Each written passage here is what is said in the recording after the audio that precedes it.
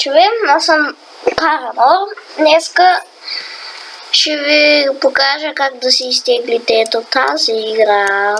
Ето тази. Ето тази тук. И така, нека да започваме. Значи, влизате в интернет, пишете Zamunda. Влизате в ето този сайт. Влизате в каталози. Ако не сте се регистрирали, тук има ето, като влезнете ще ви покаже да се регистрирате. Аз съм с лаптоп и не ми трябва да се регистрирам, аз съм от само себе си. Така, сега тук има GTA 5, обаче не трябва.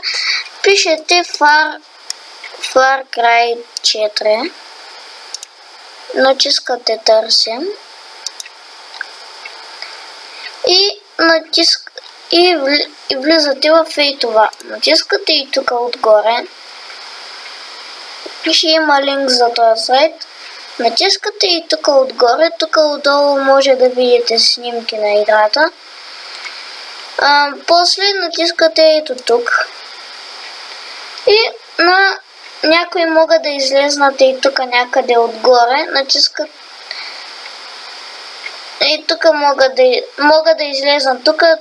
Тук на мене по принцип не излизат тук. Натискате го и ви измества в торентите. И тук, понеже аз съм такова, и тук ще ви излезе Far Cry. И като си я изтеглите, натискате върху нея. Чакайте само.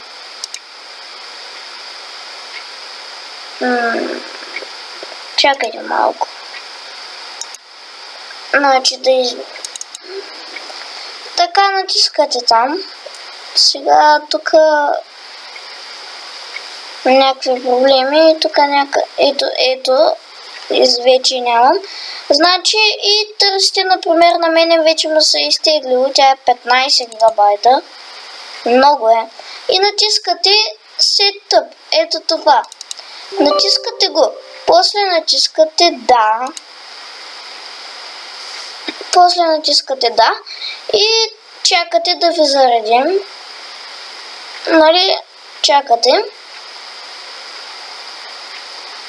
И тук можете да си го превърнете на руски, може и на английски. Който знае руски, да руски. Който знае английски, английски.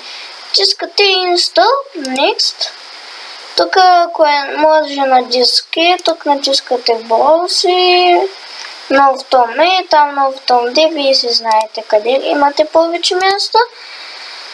И после пак отново натискате Next и там ми пише Install. Натискате го и чакате самата игра да се изтегне.